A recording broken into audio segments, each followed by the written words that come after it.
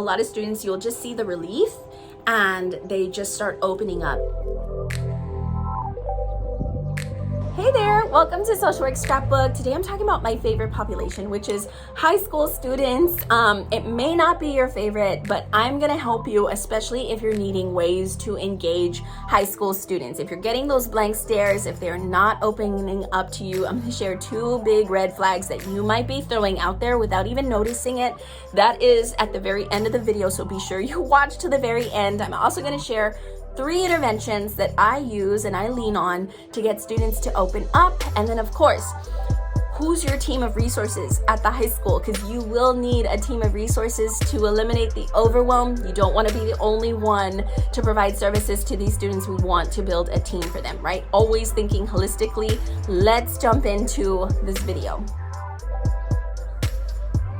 Let's dive in with a little bit of a life update. I am in Texas enjoying spring break. It is definitely the calm before the storm, because I have a feeling right when we get back to school, it's testing, it's graduations, it's so much that's going to be thrown at us. Right before the break, I was actually asked by my supervisor to cover a large high school in my district. We lost a social worker, and this is a trend I have been seeing more and more, not only in my district, but in other districts and charter schools, things like that. So if you're looking to get into the school social work space, keep your eyes peeled, because there are positions opening up. I think there's a lot of burnout, there's a lot of turnover happening because people just don't know what to expect, or they're not sure how to engage, right? And that's why you're watching today. We're going to talk about high school students in particular, especially now since I am placed at a high school. I've already been faced with the student that doesn't want to talk to you. We're going to talk about the different types of high schoolers you may be faced with. If it is your first experience, maybe you can relate to some of these. And then I'm going to share again, I told you I was going to jump into your team of resources that are available to you, and then the interventions and strategies. So please watch this video to the very end to gather up all of those insights. I want to start off with knowing your team and your resources. Even though you may be the only social worker on the campus or maybe in the district, you're definitely not alone in being able to assist students. And if you're thinking that way already, then you may be on your way to burnout or already feeling it, because we don't want to feel like we're rescuing anybody as a school social worker. We want to really see it as a multi-systemic, team, holistic approach. So let's talk about that team. Who's all on it? And this is important. Listen up, get a pen and paper if you need, because this is a team that we also want to share with our students as well. Once we jump into the interventions that I find most useful with high schoolers that are resistant or not wanting to open up, you are going to want to give them the resources, the other people to go to, especially if you are not there on campus full time. Right? For me, I am not there full time. I'm actually a district social worker. I jump between so many different campuses. I have a lot of different hats that I wear. And so I know that they can't just depend on me, and I don't want them to just depend on me. So let's dive into the first person on your resource team, on your students' resource team. It's going to be their teachers. Teachers are the lifeline, right? Teachers go hand in hand with students, and your student, your client, might have, hopefully has, a favorite teacher of their own.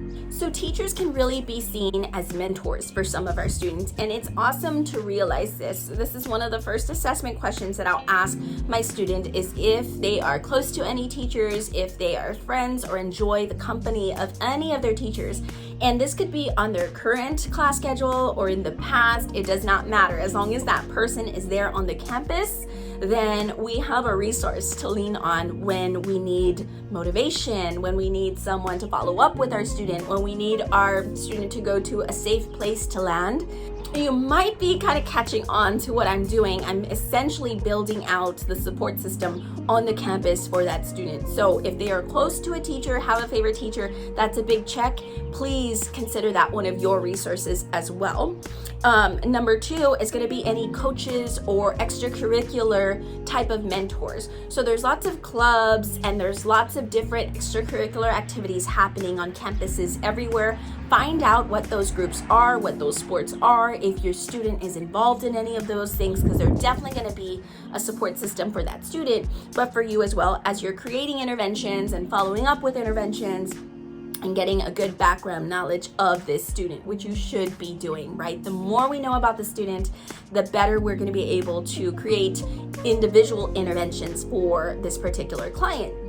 Number 3 is going to be your school counselors. You may even be housed in the office with your school counselors. That is where the social worker that I have been filling in for, or I guess replaced through the end of the school year, their office is located in the counseling office. So I see these people every day. I say good morning to them. I get my referrals from them. And I often ask my students if they know who their counselor is as well. You'd be surprised.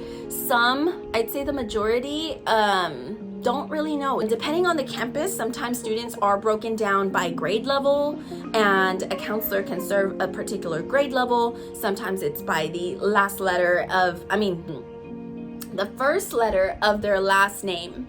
Okay, got it. So sometimes they're broken down that way. Figure out how your school is situated as far as that and who or which counselor is assigned to the client, to the high schooler that you are particularly working with. Not done yet. I have 3 more resources for you. And again, we are reviewing these because they are important. Whenever you're feeling overwhelmed by the student situation, whatever you're finding themselves in, we want to know who we can lean on, who we can depend upon, who we can send the student to.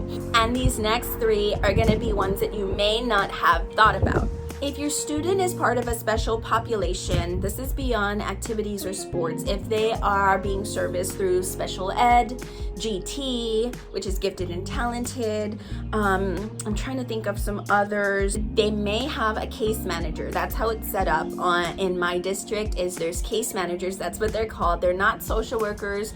Some might be teachers, or coaches. Their role essentially is to follow the students and provide instructional support and make sure that they are getting services that are promised to them. So that is a person we want our student to know if they are eligible or qualified for special ed services. If they are GT, they might be connected, or if they're college bound, they might be connected to college advisors, right? There's college cafes, there's different resources. Sometimes on my campus, I think this is housed in the library, so I had to kind of search this person out.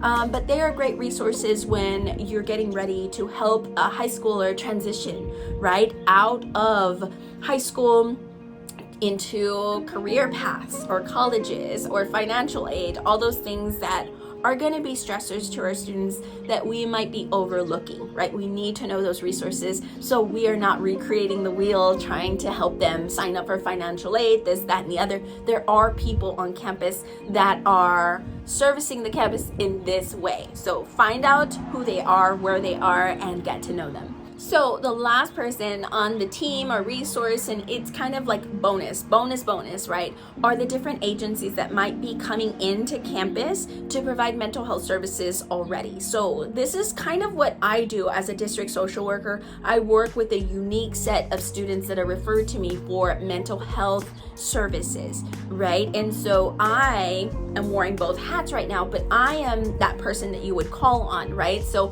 our district has what's called a care center, and it provides 6 to 8, right? Some like short-term solution-focused therapy for students that are going through different issues in school or at home. Maybe there's a mental health issue, stress, anxiety, depression, suicidal ideation. Those things are what I come in to provide a service on.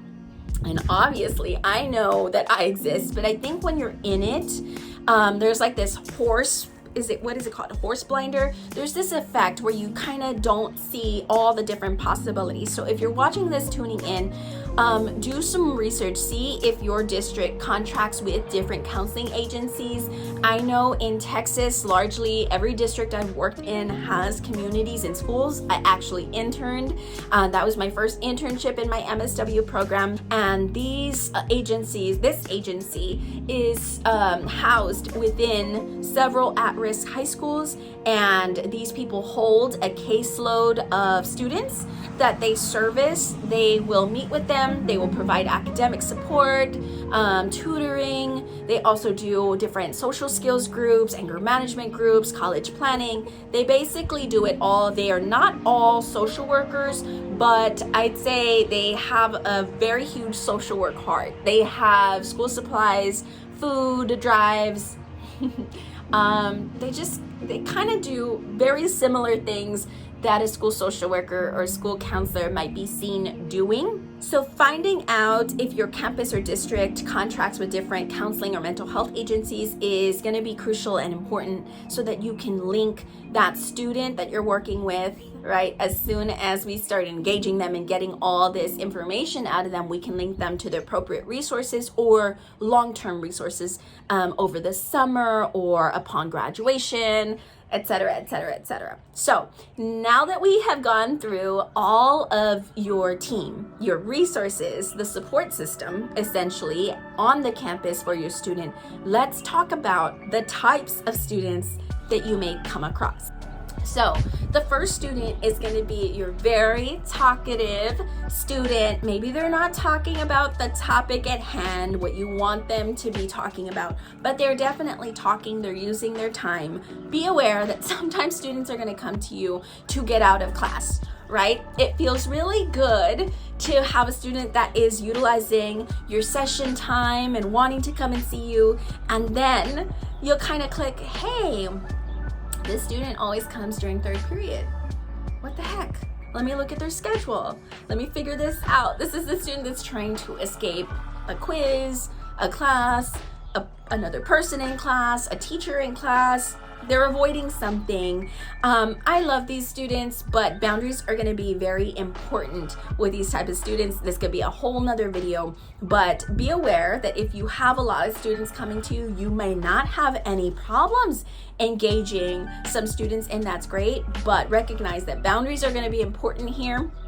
That's the main intervention, because they are trying to deflect or get out of class, and they're going to struggle in other areas, right? With grades, with attendance, other things. So you want to be sure that you have a good handle and manage that time wisely with the student.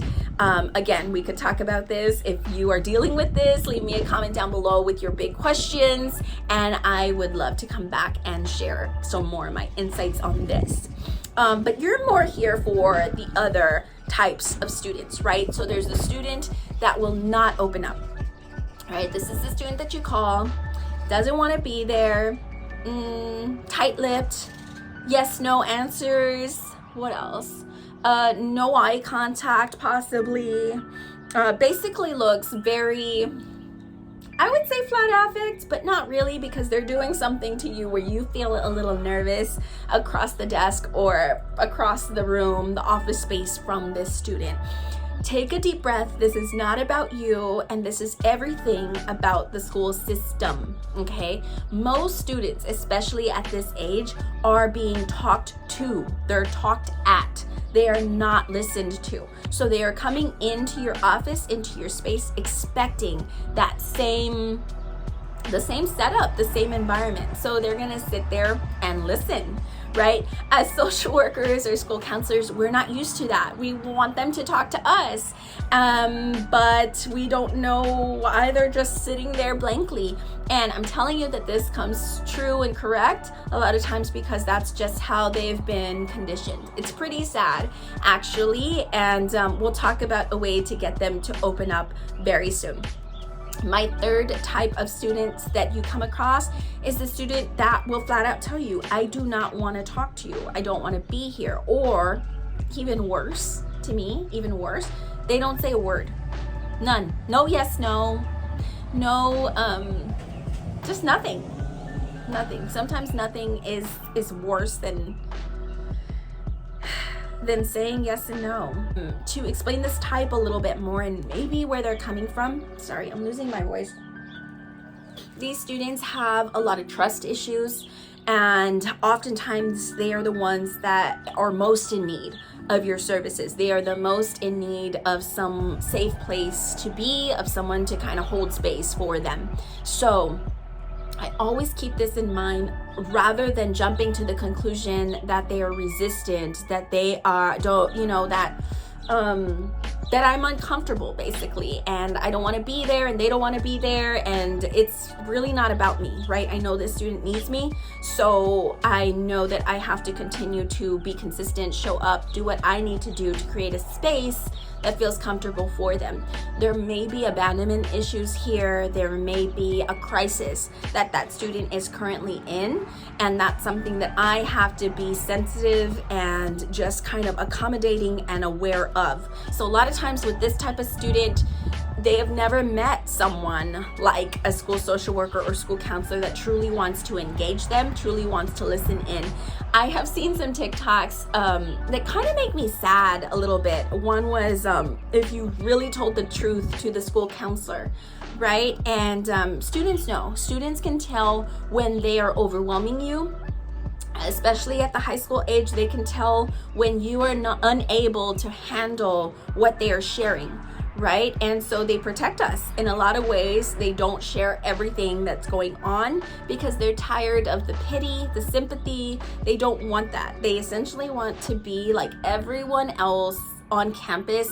So as you're watching this video, I'm just kind of thinking, we're wanting to engage these students. I'm going to share tips that will engage all three that we just talked about, but be aware that once students start opening up, you really want to be able to hold that space, not give any immediate reactions, and I'm human, so some things that I hear, I do want to react, I do want to rescue, I do want to save, but because that's a natural human reaction, I want to make promises, but we need to lean away from that as much as possible. We're not here to save students.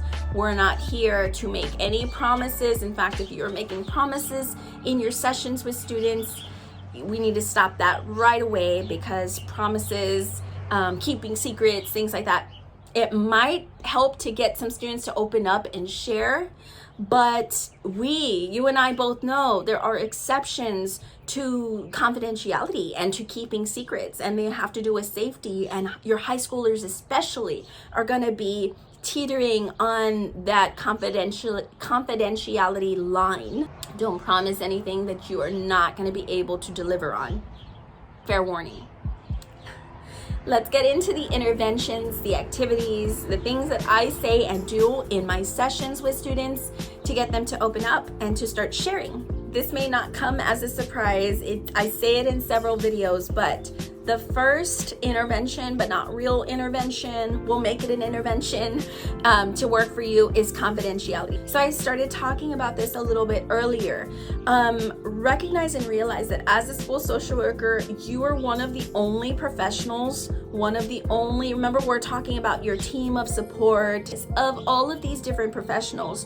On the campus, you are the only one that abides by confidentiality, and that is super important to share with your student. And I do so in at least the first 3 to 5 sessions that I have with students. I make sure that they know what confidentiality is, how it looks, what it isn't, and the fact that it is theirs. It is my gift to them. So I start off by letting a student know that I know that there are rumors, there are things that get around campus, right? And you might start getting engagement just by kind of normalizing. I can't talk today. So I validate and I normalize the fact that rumors spread like crazy, and students get that, right? But I let them know that in this space, the rumors stop. Nothing will leave the room that we are in except 3 things, right? And they will always know the 3 exceptions. And then I go over the 3 exceptions for that student to deeply understand that those are the only things that I will remove from the room and tell someone else. And I will even signal to the door and tell them that is why this door is closed. That is why I have a sound machine, right? If you're a counselor or social worker, confidentiality is key. So I have a sound machine, right? Something tangible, put it outside my door. They know and they hear it as it's going. It means everything they say stays in the room. That is super important. And I think a lot of social workers might be overlooking this, but students, this helps them open up. This helps them to trust the space. This helps them to know that I can start sharing and opening here. And I will give them examples and even tell them, if the principal, if the teacher, if your parent calls me asking me what you're saying in session, I will kindly tell them it's none of their business. It is not for me to share, that it is confidential. Should I let that train go by or should I keep going? All right, let's jump into some activities and games. So maybe you're like, yeah, we get it. Confidentiality, they get it too. We're still staring blankly at each other. What do we do? So I don't do many games, board games, things like that, right? And I think if you bring those things out, the student kind of in their mind, it sets the space up to kind of like, so this is what this is about. Like, we're just gonna play games in here. It doesn't invite deeper conversation unless you're doing them right. So we'll talk about how to do them right. Sometimes I might do some drawing if I feel like in assessing and getting to know them, that part of their strengths, their interest is artistic drawing. I might bring some beads, pastel, right, colors. I might bring a deck of cards if it's more so like they're more tangible, need to feel something. I definitely also like to have kinetic sand on hand, something, a fidget, something for them to do with their hands, because like I mentioned, a lot of times students are not used to like having space to talk, to express, space to share. So that leads me into another intervention that I really like doing with students. I allow them to teach me something that they know, something that they're good at, right? Something that they're interested in. So music is something that I feel a lot of adolescents connect with, right? And there's so many different types. So you have to keep an open mind and be genuine about what they're wanting to share with you, right? Most students, when I've tried this, when I've used this technique and trying to get to know them, they will really choose like a mild version of what they enjoy listening to, right? Because they're testing out the waters with me a little bit. And then when they get that I can handle it, get that I can look at the lyrics, right? We look through the lyrics, we talk about what the song means to them, when they heard it, who introduced them to this music. And of course, I'm assessing along the way, pointing out strengths, looking for limitations, looking for gaps, right? What I might need to assist with and place into their treatment plan. But as they are sharing their music with me, they are able to kind of explain different reasons why this particular song or these lyrics resonate with them. Adolescents really like teaching, really like talking. So once you open these floodgates, you will get a lot of information. That's why I say be ready with a team of resources, people that you can also provide to them as their support system. I think one of my most favorite techniques to use, and something I'm using just without even recognizing or realizing, is motivational interviewing with adolescents.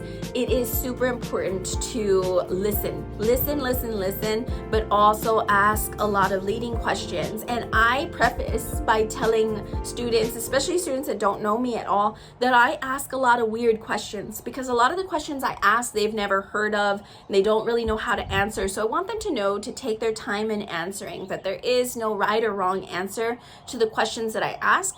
And if I ask a question that ever feels evasive or like too much, like they don't want to answer it or they don't feel comfortable answering it, then they don't have to answer it, right? And as we get to know each other, I would hope my goal in the sessions are to get them to trust me and to open up, but I realize that I am a stranger, right? We don't open up to strangers very easily, nor should we. And so if they want to learn about me or have questions for me, right, to get to know me a little better, that they are welcome to ask. Some of you may be like cringing right now, right? Because we don't like to be placed in a situation where we have to share, right? Well, isn't that self-disclosure, Lauren? Like what are you doing? The reason why I urge you to step out of that comfort zone a little bit is because what we're essentially doing is building rapport, right? In a therapeutic relationship. Relationship meaning there's a flow, there's a back and forth, right? We can't expect our clients to give everything and then receive nothing and know nothing about us. I feel like that's such an old school way of thinking, and it might be working with you as you work with little ones or adults, but it does not work with adolescents. That might be why you are stuck and having some issues with engaging clients. It's a whole different animal. Like I mentioned, they are keen in, laser focused in on who is genuine and who is authentic and who is there. So part of that is going to be sharing a little bit about yourself as well. Of course, you don't have to give everything, right? And in fact, I do model for my students when they're asking me something that I'm uncomfortable with so that I can model that for them. Another red flag you might be throwing out to your adolescent client is trying to get them to change too fast. All right, so coming in with an agenda, not gonna work. I would definitely avoid confronting them too early. You need to assess what stage of change they're in the first place, because if they are pre-contemplation, there is no way they are gonna shut down, and it is gonna be super hard to get them to open up if you are trying to push an agenda or trying to confront them way before they're ready. I know we leaned in hard into clinical social work, right? All the therapy. So if that is kind of getting you excited, or that's where you're wanting to transition into, maybe you're a school social worker that loves this part of the job, then my next video is going to be for you. We're talking about how to transition from other areas of social work, school social work included, to clinical social work. I am a board-approved supervisor in Texas. That means for the LMSWs in Texas, I am certified to provide supervision, 2 years worth, to get you to a clinical license. I love doing clinical work. I love that social work, school social work, allows you to do clinical work and social worky stuff all together in one. If you have been looking for a way to do this, that's what we're talking about in the next video. But to summarize this video, so we started off talking a little bit about your team of resources. We talked about the types of students you may be confronted with, and then I gave you a few interventions and ideas and techniques to use to get them to open up. And then we also ended off with sharing some things you might be doing already, right? 2 little red flags you might be throwing out there. I know I kind of shared a lot of clinical information and knowledge in this video, so I'm gonna share a video for those that are still tuned in, those that are still kind of in that mode of taking notes. This video over here is gonna share my top tips to engaging resistant clients. I think I even have a role play in this video, so check it out next. And until next time, I am wishing you social work success. Bye guys.